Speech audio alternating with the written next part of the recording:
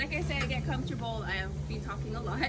The first thing that I want to teach you is a word. That word is niu, N-I-U. Can everybody say niu? Niu. Very good. You're speaking Hawaiian.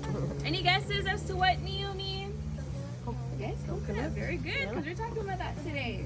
Now, all niu, all coconuts, they first start off green. So you have a green one here on the stage. I think there might be a few green ones on that tree behind the tram starting to fruit. Eventually, they're going to turn to a golden yellowish color, but finally, they all turn brown like this one. And when they're brown, they are seeds. So right here, we have the second biggest seed in the world. Yeah, very easy to plant, actually. All you need is some tropical weather, of course, and a brown coconut. Once you have those, pick a spot in your yard, take this coconut. To plant this, you want to set it, and you forget it. That's about it. A few months of doing nothing, you get a little plant. Ta-da! Oh, yeah.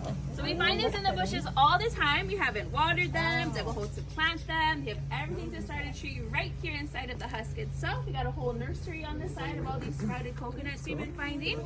This one though, it does have cracks that are forming around it. So that means that the roots are pushing out. Now we start giving it some water. You can leave it on the ground, plant it in a hole. Either's fine. And in just 6 to 12 more years, we'll get some coconuts. Yeah, that's the hardest part, is waiting all that time. But we're going to be rewarded eventually, because when this tree fruits, we get about 100 coconuts every year off of it. So fair trade-off for our patience, especially when looking at the fully grown trees here. See how they have those rings or ridges circling the trunks all the way to the top? Yeah. Each ring is 1 year in the coconut tree's life. So wait 6 to 12 years, you get about 100 more of coconuts. Of course, you want to be very careful next to our fully loaded coconut trees. These are self-harvesting, which means they fall when they want to. Yeah, any color, any stage, you can just drop to the ground. And this one's pretty hefty, yeah. But the younger green and yellow ones, they tend to be heavier. So they have all the water. They can get up to anywhere from 10 to 25 pounds. So if you can imagine something kind of like a bowling ball falling off one of these next to your car, your house, your head. Oh, fun, yeah. How about these? Are these plantable? These ones, they can be. These ones we have decorating the stage. These are pretty much, they were for the tours, but they got dried out. So these ones, we have them in the range of the sprinkler, so they may or may not harvest, yeah. But this one, yeah, this one still has the coconut water left over, and that'll help it to sprout a new tree just like these ones here. Yeah, good question. All right, Hawaii, though, is pretty safe from falling coconuts. It's required by law for coconut trees in public areas to be trimmed every few months. So beaches, parks, you should be safe from coconuts. Private homes and areas, it is still up to the owners. Don't worry, there's no coconuts up here, but just don't be taking any naps underneath the coconut trees, all right? Now, to husk the coconut open, when you husk it, you want to start more from the top, for this front end, which is called the piko, P-I-K-O. Everybody say piko? Piko. Very good. That will translate from Hawaiian to the belly button, or the navel. Yeah, there's also the other end. This side you don't want to husk from. It's very hard to start here. This is called the okole. Everybody say okole. Very good. That one, though, has a few different meanings, so probably don't be shouting it out in public like I am here, all right? It's not a bad word, I promise, but it does mean the behind, the butt, or more specifically, the butthole. So front and back ends to them too. Yeah. Question? Why do you need water right there? For the water for the coconuts? Yeah, so this one does have some water in here. So shall we open it up and see where the water comes from? Yep, okay, sorry. Alright, now to husk a coconut in the old days, you just needed a stick. You would smooth it to the same shape of the head of a pickaxe. You have welded right here. What's it called, the side we want to start husking from? Piko. Belly button, very good. It's okay if you remember the other word, yeah, but start on the piko end. That way, this husk should open up, kind of like a flower. And you can see I'm not the fastest husker in the world, but has anybody here been to the island of Oahu yet? You might have stopped there on the way to Maui. That's also where is Honolulu as well. But on the north shore of that island, they have the Polynesian Cultural Center, if you can see. If you get the chance to go there, this big Samoan uncle will husk a whole coconut in 3 seconds.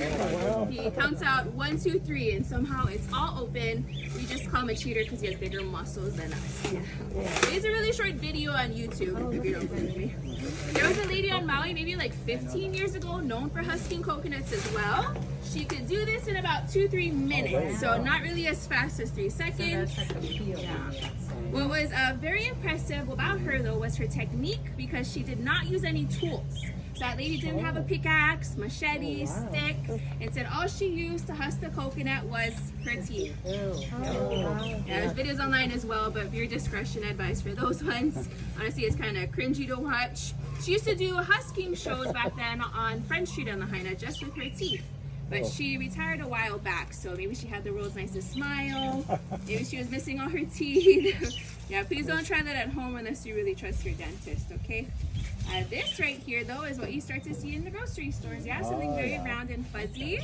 Something like this, it doesn't grow a tree anymore. It needs the husk to stay intact to get to that stage. So don't start buying these and tossing them in the yard while you get our moldy coconuts. And actually, at this stage, it's also fully formed. So this pickaxe is pretty much just bouncing around it. It doesn't do anything to it. But we have the husk off, so you can pass it around. You guys can check it out. Feel free to tear some pieces off before handing it to the next person. I know it kind of looks like trash, but it's super useful. So people all over the world in the old days and today, they pull these fibers off strand by strand. They'll braid them together, weave them together, and make it into some super strong rope. You can see it's already really hard for me to tear this apart here. Do you know they use that for floor polisher? Floor polishing in the Philippines, yeah, that one's super popular. There we go. Really? Yeah, we scrub our teeth after each demonstration. They take it with out this. that, not this way, right? They do it this way, and then you put your foot in halfway, and you just floor polishing in the Philippines. Your floor is like brand new. Why didn't you do ours like that? Yeah. Alright, but yeah, go ahead, tear it apart, tear some fibers off. I don't care to. Start twisting it together. I don't have good thumbs. You're gonna see it's gonna be very Very durable, shiny. even when wet. This doesn't break apart. This is really good for tools, tying houses down, canoes for those long sea voyages. I don't know if anybody here's heard of Moana before, maybe once or twice. Lots of canoes in Moana, and those canoes had ropes on them, kind of like this rope made out of coconut husk. See what they use it Do you have a for? question there? This is round.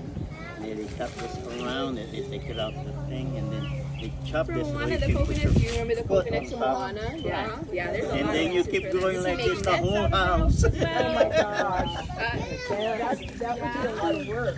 This is also a great fire starter. So this lights up very easily. All the smoke that comes off the burning husk. The smoke is a great No mosquito electric repellent as up in your well. house. Yeah, bugs cannot stand the smell of that I smoke. need that.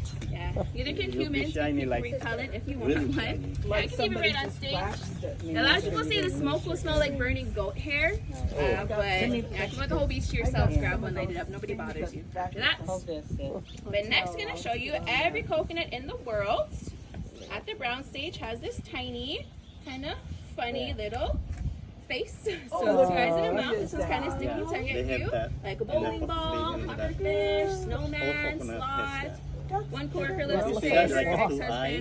but In the middle is so. the stem. If you get something pointy, like a screwdriver or ice pick, you start poking at the face. You'll know that you're poking at the eyes because it will It's puncture soft. It's soft. or stick. Oh my God. That's about it. It doesn't go all the way through. So the eyes are going to be the really hard part of the coconut. Now if you poke in the mouth, you know it's the mouth. If it looks just like the eyes or like this, because it does, just go right in. Oh my God. So this mouth is The super stem. soft. As you can see, it's where the tree grows out from the coconut. Eventually, this would have turned into that plant right there. Because it's so soft, the mouth is also where bugs can make their way in. So make sure you're checking your coconuts before opening them, okay? I know we all have pickaxes, well, to tables lying around at home. But if by chance your coconut has slime or sludge oozing out of the face, probably don't crack it open, okay? You're gonna find some maggots waiting inside. Yeah, thankfully we are safe for this one, no sliminess, so you can check and see how much liquid was left Oh, Yep, so so that's this the is- one you can drink. This one, yeah. So this is the water. Yep, you can drink it any stage. Remember that the younger green and yellow ones are going to have more water than the brown coconuts. The younger water is what you buy in the stores to drink. It's clear, sweeter, very hydrating. You can still drink Yeah, this the one from green the one brown has more coconut, but it's juice. actually been sitting here This is now dry, for right? almost a year. So this water is I love to drink a fermented, young cloudy, little sour.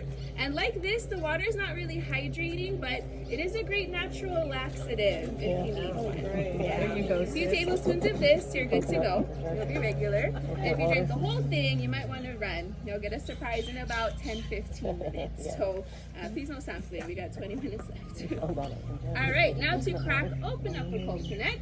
Remember how it has the face. Between each hole, there is this line running front to back. So every brown coconut will have 3 lines on it. You can kind of see it from the back, those 3 different lines. You just pick one, get your hammer, lava rock, sidewalk if you need to, but go to the middle of your line. If you hit just to the side, it should crack in less than a minute usually. So here we go.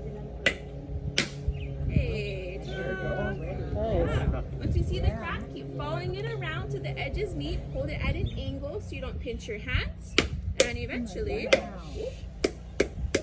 Bravo. Oh, how beautiful. Don't worry, Wow. it don't work out at all. It takes a lot of muscle when you find the right spot. But this right here, this is the plant that grows inside of the coconut, and this is where your whole tree and roots will shoot out of the mouth from this little plant right here. This one got a little soaked up with water, but people like to eat it at the bigger stages. Has a spongy, sweet texture. They call it like coconut cotton candy.